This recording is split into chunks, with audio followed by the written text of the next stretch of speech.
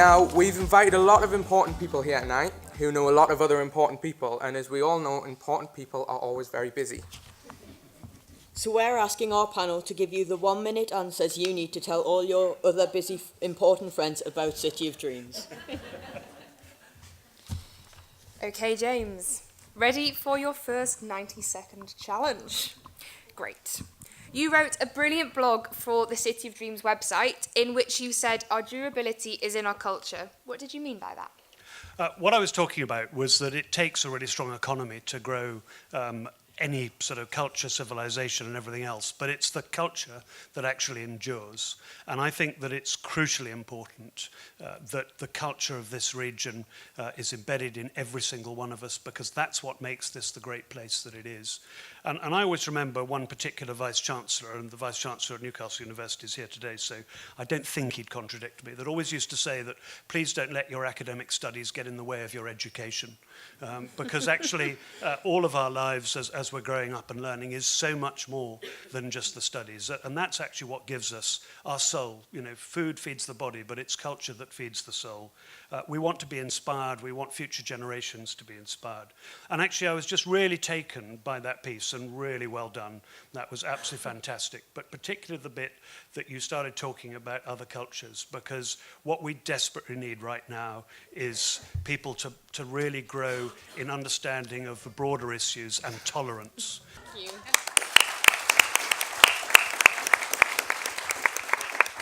And Gemma, the City of Dreams has been working with the Prince's Trust since last year.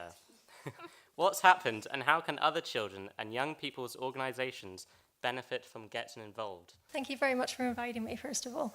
Over the last year, Prince's Trust and City of Dreams have been having several conversations about sort of how we work together and how we move forward. My colleague Johnny, who I'm not sure if he's here tonight, has actually been working on the Champions group, and I know he's been really enjoying that and been getting a lot out of that as well, and bringing it back to the Trust. And he was also part of and helped the Prince's Trust to be part of the big culture conversation as well. So really, what we really want to try and do is the Prince's Trust is just working at the tip of the iceberg when it comes to culture in our programs. We see that there's a huge amount of benefit that our young people get from our programs that are directly related to culture. We actually see that the resilience and the confidence actually grows much more so than in some of our other programs that we work with as well.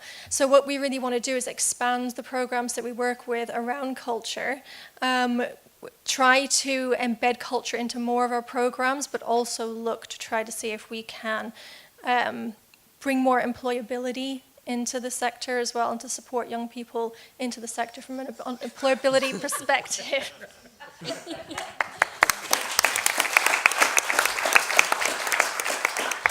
Debi, you organised a big culture conversation workshop with your school's partnership and the Ousburn Learning Trust. You also sit on the Newcastle Cultural Education Partnership. Why do you think we need creative activity in schools? Easy question to answer for me. I think, again, your piece earlier for me was exactly what it's about. The schools that I support, they're in very much an inner city area, in a deprived area of Newcastle. For me, it's about opening up the world of possibilities to say you can achieve whatever you want. Often we might not excel in a more traditionally academic way, but we might have some skills or talents or interests in a more creative kind of discipline. But then that feeds the self-esteem and the self-confidence, and that goes on into other areas, because it's the creativity and culture that are going to prepare our young people for a future that we don't even know what it's going to look like yet. You know, they're curious, they're creative, they're resilient, because I think culture develops a tolerance in our young people, a sense of identity, a sense of who we are. And I think for our young people, the consultation we carried out, it was an even playing field for our young people, and that for me was so empowering, that it didn't really matter what your background was. If you were able to access creativity and culture, we were kind of all equal, and I felt that gave our young people a real sense of confidence. So for me, it's everything I've heard tonight.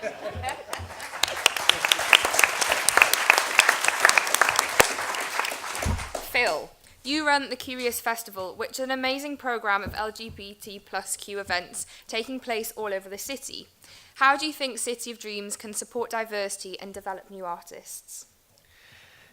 These questions are surprises as well, by the way, so that's good. I think, well, this year, during the festival, City of Dreams helped Curious run a pilot young people's programme, so that's a good example.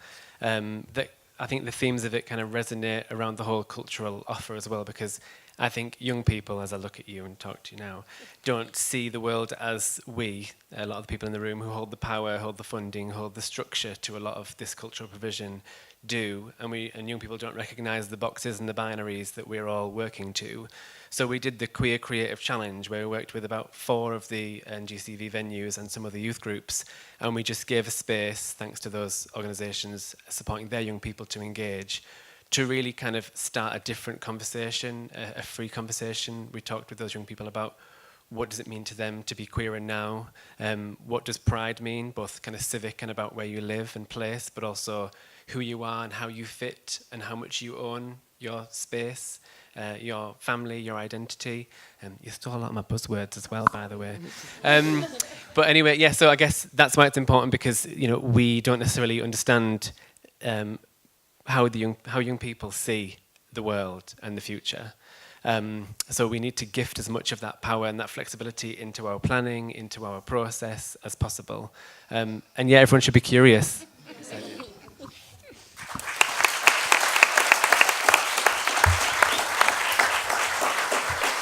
And finally, James, the Gillian Dickinson Trust has given nearly £19,000 to City of Dreams this year. If you had 30 seconds with another trust or funding body to tell them why, what would you say? Well, I don't think there can be any greater ambition for a trust than to try and build our future. And this is all about making sure that our future is in great hands with our young people, and that our young people are as fully prepared to take every advantage of that. And there can be no better thing than a trust should get engaged in.